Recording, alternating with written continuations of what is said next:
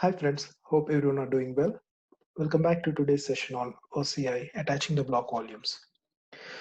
So in the last session, we have seen like how to create the instances in OCI. So today we'll see how to attach those block volumes and attach to the instance. So let us see what are the instances which we have created in the earlier session. So if you click on instances, it will show the page where you have created the instances. Demo 1 is the instance which you have created earlier. So let us attach and create and attach the block volume to this instance. For that, we need to click on block volumes option here. So by clicking on that, you can see a create block volume option to create the new block volume. So there is a limitation for the trial version of like the size of the block volume.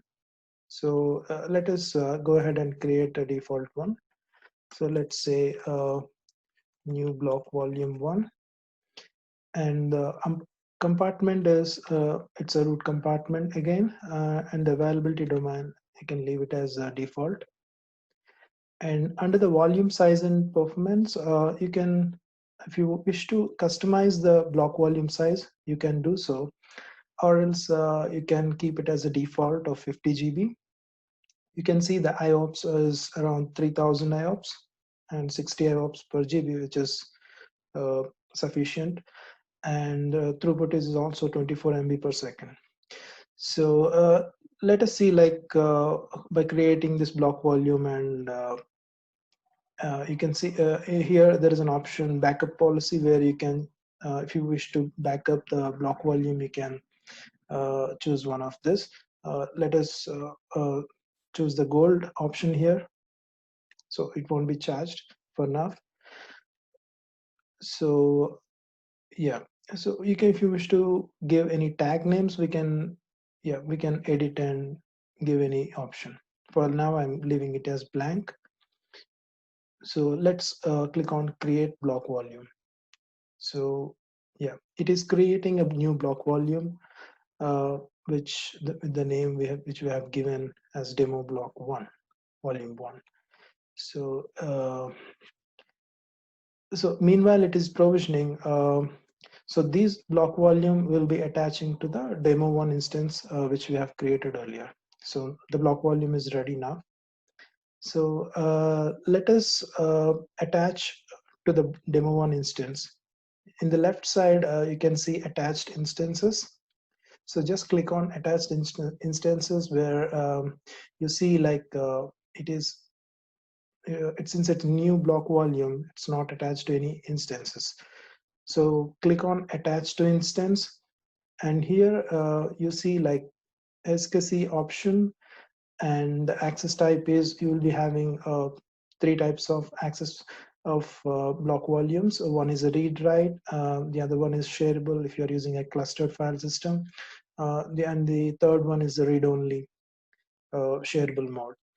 So since we are using a single VM instance, let us take it as a read write, and you can select the instances here by referring to this drop down menu, where demo 1 which we have created, I've just added it. And after that, you need to give a device name here. So let us see, we can give any of the name. I just chosen the VDB as the first in the list. So if you just click on the attach, it will attach to the instance demo 1. So meanwhile, before seeing that in the demo 1 host, we need to make sure to run this block volumes of ASCII commands here, so that it will be attached and visible to the demo 1 host. So yeah, let's do that. So this is the same message, if you can see and read it over here.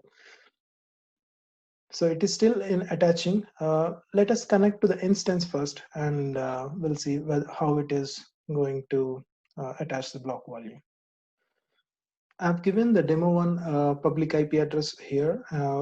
We need to specify the username, where the OPC is the default OPC as the username, and we need to upload the private key which we have already created using the puttigen. So I'll be uploading it here to connect to the instance. If you see, we have connected to the instance now.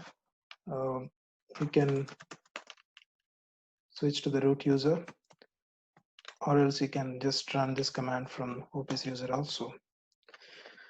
So this is the default device which have come up when we create the instance, but it is not showing the new volume which we are trying to attach.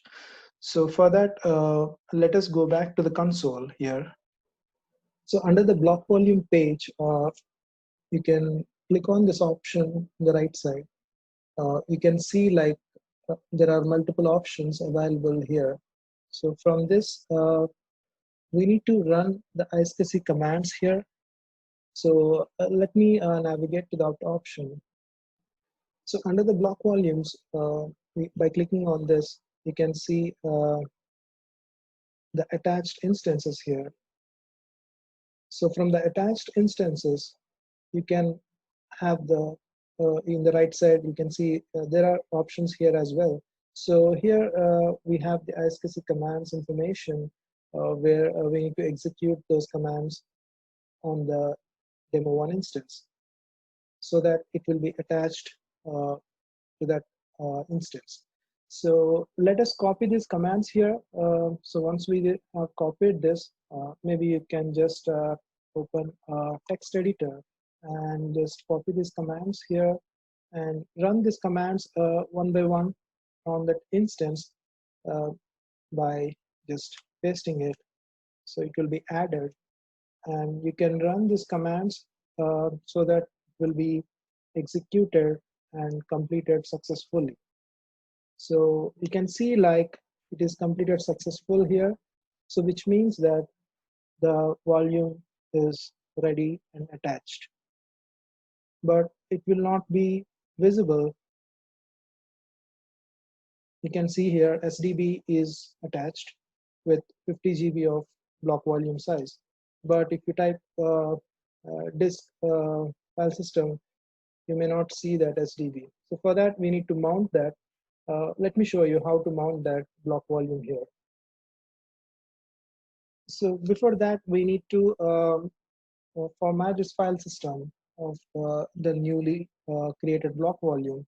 So by using Epcfs or ext4, I can just type /dev, then the new name is SDB here. So type SDB so that it will prompt for, so this is an entire device, just one, not just one partition. So you can just press 1.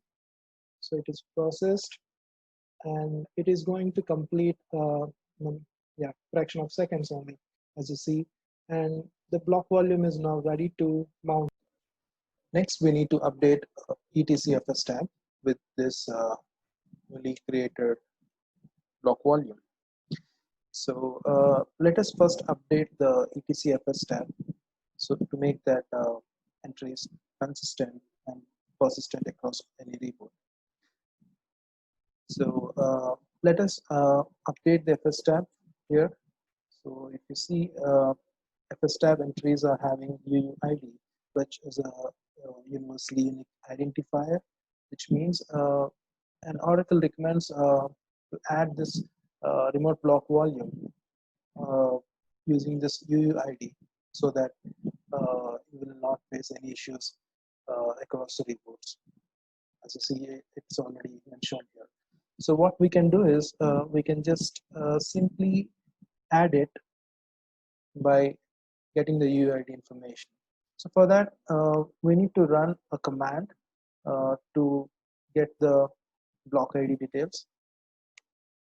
If you see, block ID SDB is the one which we have recently created. The file system type is ext4. So let us update the Epcfs tab with this. So just edit it and update the entry here. Now we need to give the directory name where we want to mount this mount point. So we can give just slash new block volume 2 and space the file system type. It's here ext4, and the remaining default values we can just copy it from here. So just grab it, new Etcfs tab. You see here, this new block volume 2, we need to create the directory, and after that, if you type just mount-all, it is mounted. So here is the new SDB mount point which we have created, and it is mounted on the new block volume 2. That's all for this session. Here, with this, we have attached the block volume to the instance successfully. Thanks for joining. Let us meet in the next videos for the upcoming sessions.